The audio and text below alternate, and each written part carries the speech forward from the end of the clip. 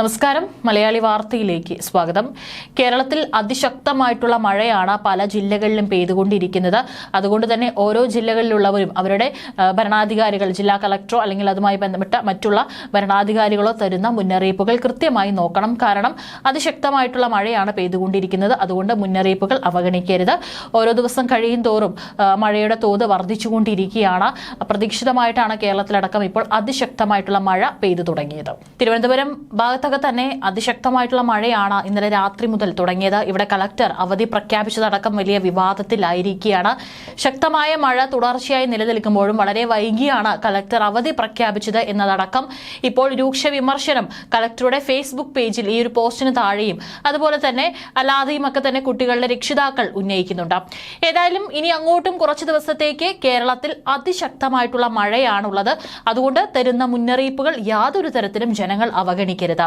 3 ദിവസം കൂടിയാണ് ശക്തമായ മഴയ്ക്ക് സാധ്യതയുണ്ടെന്ന് പ്രവചിച്ച് കേന്ദ്ര കാലാവസ്ഥാ നിരീക്ഷണ കേന്ദ്രം ഇപ്പോൾ കൃത്യമായിട്ട് മലയാളികൾക്ക് മുന്നറിയിപ്പ് നൽകുന്നത്. തിരുവനന്തപുരം, പത്തനംതിട്ട, കോട്ടയം, ഇടുക്കി ജില്ലകളിലാണ് ഇന്ന് ഓറഞ്ച് അലേർട്ട് പ്രഖ്യാപിച്ചിരുന്നത്.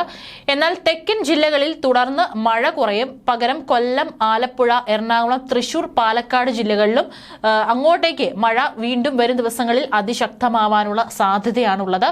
കോഴിക്കോട്, വയനാട്, കണ്ണൂർ, കാസർഗോഡ് എന്നീ ജില്ലകളിലും ശനിയാഴ്ച ഓറഞ്ച് അലേർട്ടാണ് പ്രഖ്യാപിച്ചിരിക്കുന്നത്.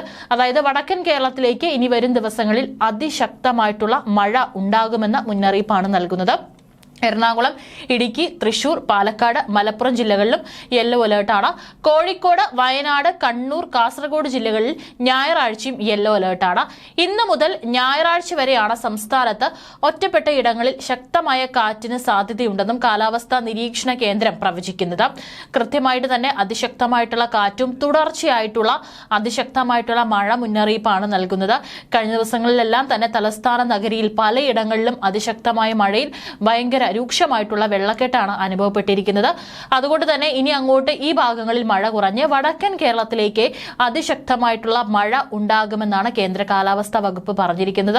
അതുകൊണ്ട് തന്നെ ഒരുപക്ഷെ മഴ തുടർച്ചയായിട്ട് പെയ്തുകൊണ്ടിരിക്കുകയാണെങ്കിൽ ഒരുപക്ഷെ അവരുടെ ജില്ലാ കളക്ടർമാർ അവധി പ്രഖ്യാപിക്കാനുള്ള സാധ്യതയുണ്ട്. അതുപോലെ തന്നെ അപകടം നിറഞ്ഞ മേഖലകളിൽ നിന്നൊക്കെ തന്നെ മാറി താമസിക്കേണ്ട മുന്നറിയിപ്പുകൾ അധികൃതർ നൽകുമ്പോൾ കൃത്യമായിട്ട് അത് ജനങ്ങൾ പാലിക്കേണ്ടതാണ്. കേരളത്തിൽ മാത്രമല്ല, ഇപ്പോൾ ചൈനയിലടക്കം തന്നെ അതിശക്തമായിട്ടുള്ള ചുഴലിക്കാറ്റാണ് ഇപ്പോൾ അവിടെ നാശം വിതച്ചുകൊണ്ടിരിക്കുന്നത്. തായ്വാൻ, ഹോങ്കോങ്, ചൈന എന്നിവിടങ്ങളിലും രഗാസ ചുഴലിക്കാറ്റാണ് ഇപ്പോൾ കനത്ത നാശം വിതച്ചിരിക്കുന്നു എന്നുള്ള റിപ്പോർട്ടുകൾ പുറത്തു വരുന്നത്. അതായത് അതിതീവ്ര മഴയിൽ റോഡുകളും കെട്ടിടങ്ങളും തകർന്ന് തരിപ്പണമായ അവസ്ഥയിലാണ് അവിടെ. നിരവധി പേർക്ക് ജീവൻ നഷ്ടമാവുകയും ചെയ്തിട്ടുണ്ട്. ചൈനയിലെ മക്കാവു ദ്വീപിലുള്ളവർ രഗാസയുടെ വരവിൽ സന്തോഷത്തിലാണ്. കാരണം വാസസ്ഥലത്ത് മഴയ്ക്കൊപ്പം കൂറ്റൻ മീനുകൾ എത്തിയതാണ് കാരണം. അതായത് ഒരിടത്ത് മഴ പെയ്ത്തിൽ ദുരിതം അനുഭവിക്കുമ്പോൾ ഒരു വിഭാഗം ആളുകൾ സന്തോഷിക്കുകയാണ്. അതിനുള്ള കാരണം എന്ന് പറയുന്നത് അവർ താമസിക്കുന്ന സ്ഥലത്ത് കനത്ത മഴ പെയ്യുമ്പോൾ അതൊന്നും തന്നെ വകവയ്ക്കാതെ തെരുവിലിറങ്ങി മീൻ പിടിക്കുന്നവരുടെ വിവിധ വീഡിയോകളാണ് സമൂഹ മാധ്യമങ്ങളിൽ വൈറലാകുന്നത്. ഈ പുഴയിലും നദികളിലൊക്കെ തന്നെ വെള്ളം അധികമായി ഉയരുമ്പോഴാണ് ഇത്തരത്തിൽ മീനുകൾ കരയിലേക്കും റോഡുകളിലേക്കും ഒക്കെ തന്നെ ചെല്ലുന്നതും ജനങ്ങൾ അത് ഈ മഴയെ ഒന്നും തന്നെ അവഗണിച്ചുകൊണ്ട് അതിനെ പിടിക്കുവാനായിട്ട് റോഡിലേക്ക് ഇറങ്ങുന്നതും വലകളും പ്ലാസ്റ്റിക് ബക്കറ്റുകളും ഉപയോഗിച്ചാണ് ഇവർ മീൻ പിടിക്കുന്നത്. ചിലർ മീൻ ലഭിച്ചതിന്റെ സന്തോഷത്തിൽ സെൽഫി എടുക്കുന്നുണ്ട്. അതിന്റെയൊക്കെ വീഡിയോ സമൂഹ മാധ്യമങ്ങളിൽ അവർ പോസ്റ്റ് ചെയ്യുന്നുണ്ട്. ഈ വർഷത്തെ ഏറ്റവും ശക്തമായ ചുഴലിക്കാറ്റുകളിൽ ഒന്നാണ് രഗാസ. ഫിലിപ്പീൻസിൽ നാശം വിതച്ച ശേഷമാണ് രഗാസ ചൈനയിൽ ആഞ്ഞടിച്ചിരിക്കുന്നത്. തായ്വാനിൽ മാത്രം ഇതിനോടകം 20ഓളം പേരാണ് മരിച്ചിരിക്കുന്നത്. ഹുവാലിയൻ മേഖലയിലാണ് ഏറ്റവും കൂടുതൽ നാശം വിതച്ചിരിക്കുന്നത്. മണിക്കൂറിൽ 195 കിലോമീറ്റർ വേഗത്തിലാണ് ഹോങ്കോങ്ങിൽ ചുഴലിക്കാറ്റ് വീശിയിരിക്കുന്നത്. കഴിഞ്ഞ ബുധനാഴ്ചയൊക്കെ തന്നെ പ്രാദേശിക സമയം വൈകിട്ട് 5ഓടെയാണ് യാങ്ജിംഗ നഗരത്തിലെ ഹെയ്ലിംഗ് ദ്വീപിൽ രഗാസ ആദ്യം തീരം തൊട്ടത്.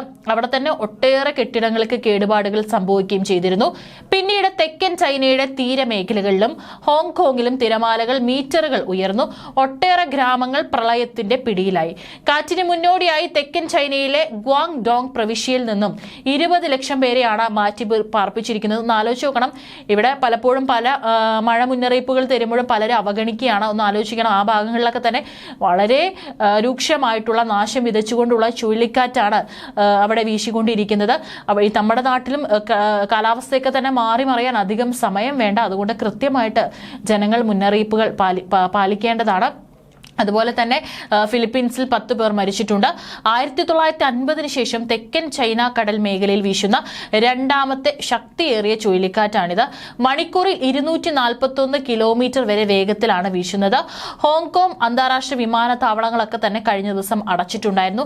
500-ലധികം വിമാനങ്ങളാണ് ഈ രഗാസ ചുഴലിക്കാറ്റ് കാരണം റദ്ദാക്കിയിട്ടുള്ളത്. കാറ്റഗറി 5 ശക്തിയുള്ള ചുഴലിക്കാറ്റാണ് രഗാസ. ഇന്നലെ 285 കിലോമീറ്റർ വേഗത വരെ ഈ ചുഴലിക്കാറ്റ് കൈവരിച്ചിട്ടുണ്ടായിരുന്നു. തിങ്കളാഴ്ച കാറ്റ് ഏറ്റവും ശക്തി രേഖപ്പെടുത്തിയത്. ഫിലിപ്പീൻസിലും കനത്ത മഴയെ തുടർന്ന് ഉരുൾപൊട്ടൽ ഉണ്ടായിട്ടുണ്ട്. കാലാവസ്ഥാ നിരീക്ഷണത്തിന് കടലിൽ സ്ഥാപിച്ച ബുയേകളും തീരത്തടിഞ്ഞു. 2018 ഹോങ്കോങ്ങിൽ വീശിയടിച്ച മൻകൂത്ത് സൂപ്പർ ചുഴലിക്കാറ്റിൽ 200 പേർക്ക് പരിക്കേറ്റിരുന്നു. 2017 ടൈഫൂൺ ഹാറ്റോയിൽ 100 പേർക്ക് പരിക്കേറ്റിരുന്നു. ചൈനീസ് കടലിൽ നിന്ന് ചുഴലിക്കാറ്റ് ഭീഷണി ഏറ്റവും കൂടുതൽ നേരിടുന്നതും ഫിലിപ്പീൻസ് ആണ്. പ്രതിവർഷം 20 ചുഴലിക്കാറ്റുകളാണ് ഫിലിപ്പീൻസ് വഴി നാശമുണ്ടാക്കി കടന്നു പോകാറുള്ളത്. ഫിലിപ്പീൻസിലെ സ്ഥിരമായി പട്ടിണിയിലാക്കുന്നത് തുടർച്ചയായി ഉണ്ടാകുന്ന ഇത്തരത്തിലുള്ള ചുഴലിക്കാറ്റുകളാണ്. അതുകൊണ്ട് തന്നെ അവിടെയും വരും മണിക്കൂറുകളിലൊക്കെ തന്നെ ജനങ്ങളോട് അതീവ ജാഗ്രത പാലിക്കണമെന്നാണ് നിർദ്ദേശം നൽകിയിരിക്കുന്നത്. ഇവിടെ നമ്മൾ കേരളത്തിലാണെങ്കിലും ഇത്തരത്തിലുള്ള മുന്നറിയിപ്പുകൾ യാതൊരു തരത്തിലും ഒഴിവാക്കരുത്. ഇന്ന് ഇപ്പോൾ ഏറ്റവും ഒടുവിലായിട്ട് 1 മണിക്കൂർ മുമ്പ് നൽകിയിട്ടുള്ള കേന്ദ്ര കാലാവസ്ഥാ വകുപ്പ് നൽകിയിട്ടുള്ള മുന്നറിയിപ്പുകൾ പ്രകാരം മഴയ്ക്കൊപ്പം ഇടിമിന്നൽ ജാഗ്രതാ നിർദ്ദേശങ്ങളും നൽകിയിട്ടുണ്ട്. ഇന്നും നാളെയും 26/9/2025 27/9/2025 ഇടിമിന്നലോടുകൂടിയ മഴയ്ക്ക് സാധ്യതയുണ്ടെന്നാണ് കേന്ദ്ര കാലാവസ്ഥാ വകുപ്പ് അറിയിച്ചിരിക്കുന്നത്. ഇടിമിന്നൽ എത്രത്തോളം അപകടകാരികളാണെന്ന് കൃത്യമായിട്ട് അറിയാം. അത് മനുഷ്യന്റെയും മൃഗങ്ങളുടെയും ജീവനും വൈദ്യുതി ആശയവിനിമയ ശൃംഖലകൾക്കൊക്കെ തന്നെ വലിയ നാശനഷ്ടങ്ങളാണ് സൃഷ്ടിക്കാറുള്ളത്. അതുകൊണ്ട് തന്നെ കാർമേഘം കണ്ടു തുടങ്ങുന്ന സമയം മുതൽ തന്നെ ജനങ്ങൾ കൃത്യമായിട്ടുള്ള എല്ലാ മുൻകരുതലും സ്വീകരിക്കേണ്ടതാണ്. ഏതായാലും ഇടിമിന്നലിന്റെ ആദ്യ ലക്ഷണം കണ്ടു കഴിഞ്ഞാൽ ഉടൻ തന്നെ സുരക്ഷിതമായ കെട്ടിടത്തിനുള്ളിലേക്ക് മാറുക. തുറസായ സ്ഥലങ്ങളിൽ തുടരുന്നത് ഇടിമിന്നൽ ഏൽക്കാനുള്ള സാധ്യത വർദ്ധിപ്പിക്കും. ശക്തമായ കാറ്റിനും ഇടിമിന്നലിനും സാധ്യതയുള്ള ഘട്ടത്തിൽ ജനലും വാതിലും അടച്ചിടുക. വാതിലിനും ജനലിനും അടുത്ത് നിൽക്കാതിരിക്കുക. കെട്ടിടത്തിനകത്ത് തന്നെ ഇരിക്കുകയും പരമാവധി ഭിത്തിയിലോ തറയിലോ സ്പർശിക്കാതിരിക്കുകയും ചെയ്യുക. ഗൃഹോപകരണങ്ങളുടെ വൈദ്യുതി ബന്ധം വിച്ഛേദിക്കുക. വൈദ്യുതി ഉപകരണങ്ങളുമായുള്ള സാമീപ്യം ഇടിമിന്നലുള്ള സമയത്ത് ഒഴിവാക്കുക. ഇടിമിന്നലുള്ള സമയത്ത് ടെലിഫോൺ ഉപയോഗിക്കുന്നത് ഒഴിവാക്കണം. മൊബൈൽ ഫോൺ ഉപയോഗിക്കുന്നത് കുഴപ്പമില്ല. മാത്രമല്ല അന്തരീക്ഷം ഏകാവൃതമാണെങ്കിൽ തുറസായ സ്ഥലത്തും ടെറസിലും കുട്ടികൾ ഉൾപ്പെടെ കളിക്കുന്നത് ഒഴിവാക്കണം. മുതിർന്നവരാണ് അത് കൃത്യമായിട്ട് പറയുന്നത്. ഇടിമിന്നലുള്ള സമയത്ത് വൃക്ഷങ്ങളുടെ ചുവട്ടിൽ നിൽക്കരുത്. വാഹനങ്ങൾ മരച്ചുവട്ടിൽ പാർക്ക് ചെയ്യുകയും അരുത്. ഇടിമിന്നലുള്ള സമയത്ത് വാഹനത്തിനകത്ത് തന്നെ തുടരുക. കൈകാലുകൾ പുറത്തിടാതിരിക്കുക. തുടങ്ങിയിട്ടുള്ള കൃത്യമായിട്ടുള്ള മുൻകരുതലുകൾ ഓരോ ജനങ്ങളും പാലിക്കേണ്ടതാണ്. വരും ദിവസങ്ങളിലും മഴ ശക്തമാകുമെന്ന് തന്നെയാണ് പറഞ്ഞിരിക്കുന്നത്. അതുകൊണ്ട് തന്നെ കാലാവസ്ഥ മാറി പറയാൻ യാതൊരു സമയവും വേണ്ട. പെട്ടെന്നായിരിക്കും ഒരുപക്ഷെ നമ്മുടെ നാട്ടിലടക്കം കാലാവസ്ഥ മാറി മറിയുന്നത്. അതുകൊണ്ട് ദയവ് ചെയ്ത് ജനങ്ങൾ പറയുന്ന നിർദ്ദേശങ്ങൾ കൃത്യമായി പാലിക്കണം. അധികൃതർ എന്തെങ്കിലും മാറി താമസിക്കാനുള്ള നിർദ്ദേശങ്ങൾ നൽകുമ്പോൾ അതും കൃത്യമായി പാലിക്കേണ്ടതാണ്.